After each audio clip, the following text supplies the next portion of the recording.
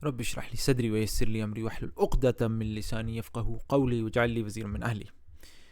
یہ ویڈیو ان تمام لوگوں کے لیے جو جان بوجھ کے گناہ پر گناہ کیے جا رہے ہیں اور ڈیلے کیے جا رہے ہیں اپنی توبہ کو، اور جان بوجھ کے حق کو چھپا رہے ہیں، خواہ وہ غیر مسلم ہو خیر وہ مسلمان ہو، اور وہ سمجھ لیں کہ وہ خدا کو دھوکہ دے سکتے ہیں کہ آخری لمحے تک گناہ کرتے رہیں گے اور آخر میں توبہ کر کے نکل جائیں گے۔ اب میں آپ کے سامنے 3 آیات کا ترجمہ رکھوں گا اردو میں، ذرا انہیں غور سے پہلے سنیے اور ذرا غور کریں کہ کیا آپ خدا کو دھوکہ دے سکتے ہیں اس طریقے سے کہ گناہ کیے جائیں اور آخر تک توبہ کو لے جائیں کہ نہیں۔ یہ 3 آیات ہیں۔ پہلی سورہ نساء کی آیت نمبر 17 اور 18، ذرا غور سے سنیں ان کا ترجمہ۔ اعوذ باللہ من الشیطان الرجیم۔ ہاں یہ جان لو کہ اللہ پر توبہ کی قبولیت کا حق انہی لوگوں کے لیے ہے جو نادانی کی وجہ سے کوئی برا فعل کر گزرتے ہیں اور اس کے بعد جلدی ہی توبہ کر لیتے ہیں۔ ایسے لوگوں پر اللہ اپنی نظر عنایت سے پھر متوجہ ہو جاتا ہے، اور اللہ ساری باتوں کی خبر رکھنے والا اور حکیم و دانا ہے۔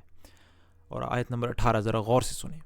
مگر توبہ ان لوگوں کے لیے نہیں ہے جو برے کام کیے چلے جاتے ہیں، یہاں تک کہ جب ان میں سے کسی کی موت کا وقت آ جاتا ہے، اور آپ کو پتہ ہے آپ کی موت کب آئے گی، کسی انسان کو پتہ ہے، تو اس وقت وہ کہتا ہے کہ اب میں نے توبہ کی۔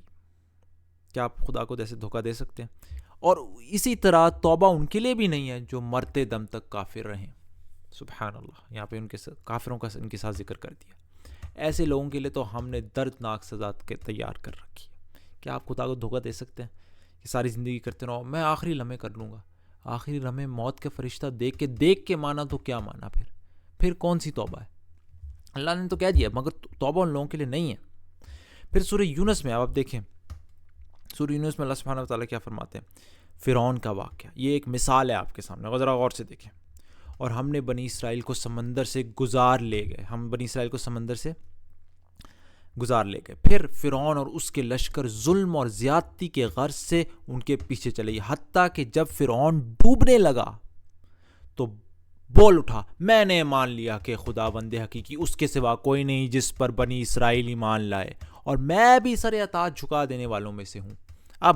اب یعنی کہ جب ڈوبنے لگا، اب ڈوبتے وقت اس کو یاد آ رہا ہے، جواب دیا گیا اب ایمان لاتا ہے۔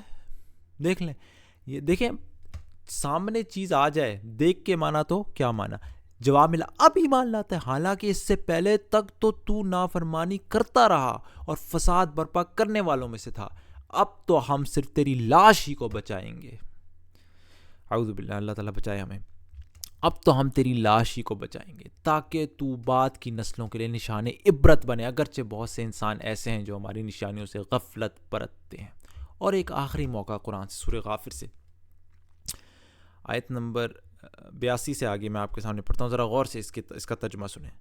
پھر کیا یہ زمین میں چلے پھرے نہیں ہیں کہ ان کو ان لوگوں کا انجام نظر آتا جو ان سے پہلے گزر چکے ہیں؟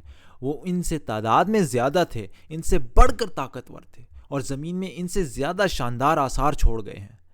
جو کچھ کمائی انہوں نے کی تھی، آخر وہ ان کے کس کام آئی جب ان کے رسول ان کے پاس بینات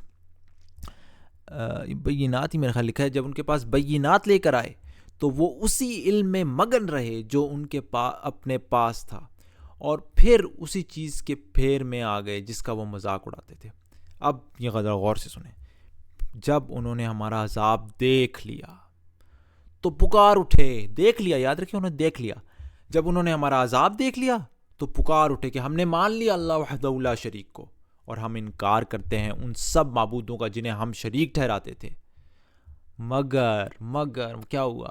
مگر ہمارا عذاب دیکھ لینے کے بعد ان کا ایمان ان کے لیے کچھ بھی نافع نہ ہو سکتا تھا، کیونکہ یہی اللہ کا مقرر ضابطہ ہے جو ہمیشہ اس کے بندوں میں جاری رہا ہے، اور اس وقت کافر خسارے میں پڑ گئے۔ میرے بھائیوں، میں نے آپ کے سامنے آیات کیوں رکھی ہیں؟ میرے بھائیوں، میری بہنوں، ڈیلے نہ کریں۔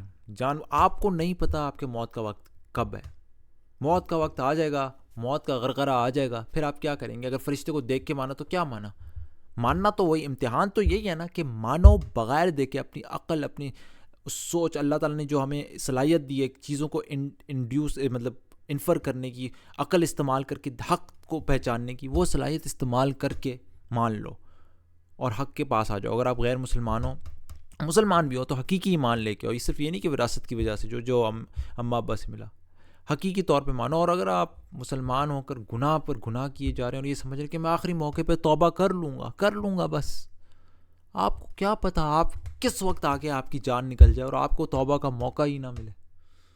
اور تو اس وقت توبہ ہے ہی کیا، آخر وقت آپ نے دیکھ لیا فرعون کی مثال. تو بس میرا یہ آپ سے پیغام ہے، وقت آپ کا جا رہا ہے، آپ کو بھی نہیں پتا، یہ آپ کی صرف ایک سوچ ہے کہ نہیں میں کل بھی اٹھوں گا، لازماً اٹھوں گا صبح. ایسا کیسے ہو سکتا ہے میں نہ اٹھوں؟ یہ سوچ آ سکتی ہے انسان کے ذہن میں کہ ہو ہی نہیں سکتا میں صبح نہ اٹھوں. آپ کو کیا پتا آپ کا آخری لمحہ کب ہوگا. آپ کا وقت جا رہا ہے. The time is ticking. Decide now. Do not delay. سبحانك اللهم وبحمدك اشهد ان لا اله الا انت استغفرك واتوب اليك.